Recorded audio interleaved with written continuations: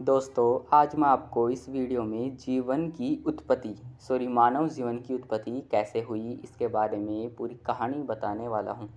दोस्तों, मानव से पहले संसार में कौन से जीव थे, कौन से प्राणी थे और उससे पहले हमारी पृथ्वी कैसे थी। एक्चुअली पृथ्वी अस्तित्व में कैसे आई इसके बारे में जानते हैं।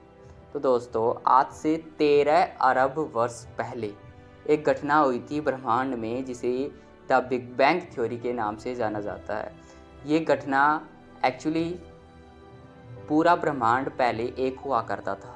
उसमें जब विस्फोट हुआ तो उससे अलग अलग ग्रह अलग हो गए। सूर्य भी उसी का हिस्सा था, सारे ग्रह उसी के हिस्से थे। पृथ्वी भी उसमें से छोटा सा एक ग्रह थी, वो भी अलग हो गई।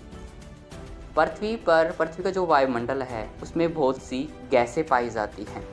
सबसे पहले हम ये बात कर लेते हैं कि पहले पृथ्वी पर एक ही महाद्वीप हुआ करता था, जिसका नाम था पेंजिया।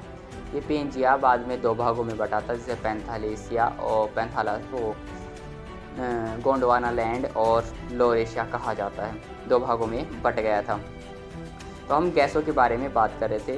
तो पृथ्वी पर उस टाइम पे जो वायुमंडल था उसमें नाइट्रोजन पाई जाती थी और हीलियम के कण भी पाए जाते थे, जिसके कारण पृथ्वी पर वर्षा होने लगी। क्योंकि बिग बैंग थ्योरी के बाद में पृथ्वी का आग का गोला बन गई थी, इसलिए पहले पृथ्वी पर जीवन नहीं था। लेकिन धीरे धीरे जहाँ यहाँ पर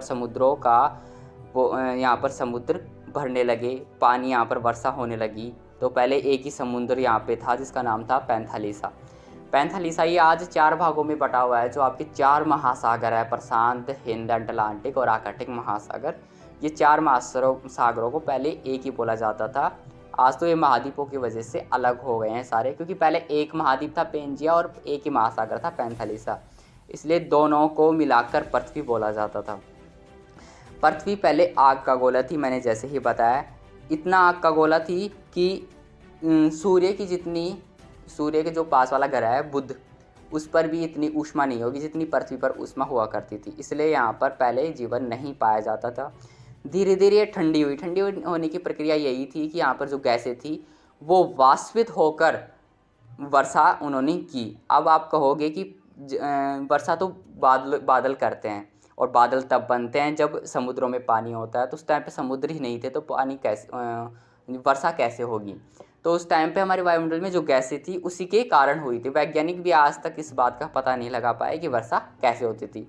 खैर, हम पृथ्वी के धरातल की बात करें तो पृथ्वी वैसे 3 भागों में बटी हुई है।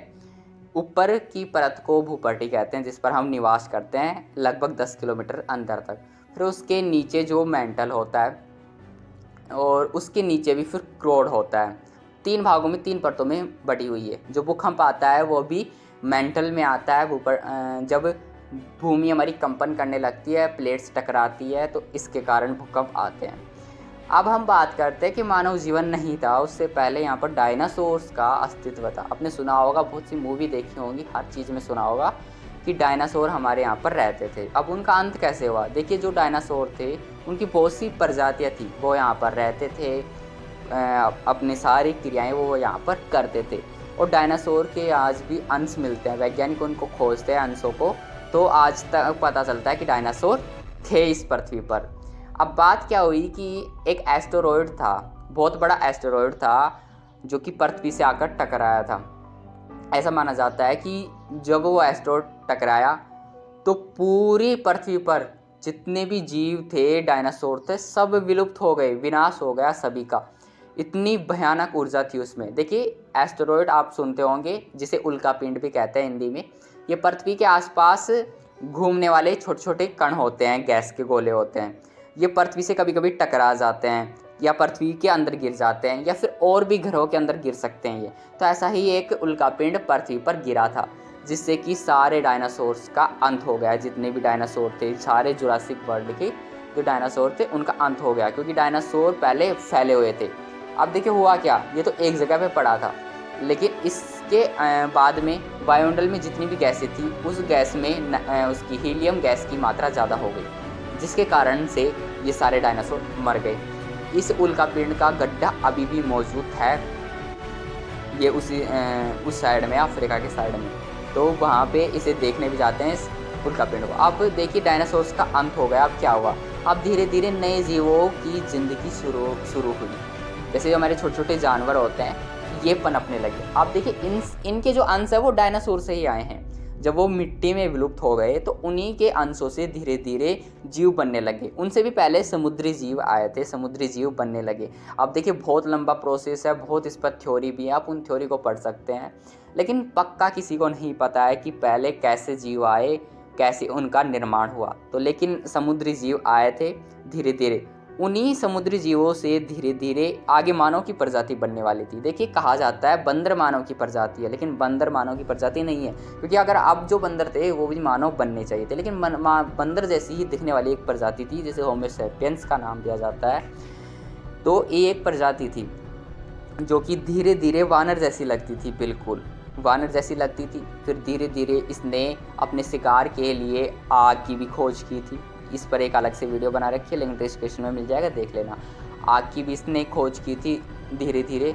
तो धीरे धीरे ये जो प्रजाति थी ये मानव का रूप लेने लग गई। पहले ये जो प्रजाति थी इसमें इतना दिमाग नहीं था मानव जितना, लेकिन इनका मस्तिष्क भी भारी होता था। इनका जो मस्तिष्क का वजन है वो भी आज के मानव से बहुत दोगुना होता था। ये जो पहले के जो होमो सैपियंस जो लोग थे वो पहले सीधे नहीं चल पाते थे। अभी आपको एक इमेज दिखा रहा हूँ उसमें देखना, पहले ये सीधे नहीं चल पाते थे, वैसे टेढ़े होके चलते थे, मतलब झुक के चलते थे। तो धीरे धीरे इन्होंने सीधे होने की कोशिश की और धीरे धीरे ये मानव का रूप लेने लगे। देखिए हर जो क्रिया होती है उसमें समय लगता है। कहाँ से शुरू हुई थी 13,000 वर्ष पूर्व और कहाँ पर आज हमारा मानव जीवन है, और धीरे धीरे ये मानव जीवन बदल भी रहा है। तो जीवन की उत्पत्ति ऐसे हुई थी, बहुत कम 6-7 मिनटों में आपको समझाने की कोशिश की है। अगर लेंथ वीडियो होती तो आप देखते नहीं हैं, प्लीज़ चैनल को सब्सक्राइब कीजिए और भी वीडियो देखने के लिए। और ऐसे ही टॉपिक्स पर वीडियो मैं बनाता रहूँगा। अदर एग्ज़ाम के लिए, यूपीएससी के लिए बहुत इंपॉर्टेंट है। कमेंट में बताइए किसकी वीडियो चाहिए। धन्यवाद। जय हिंद। Bye bye.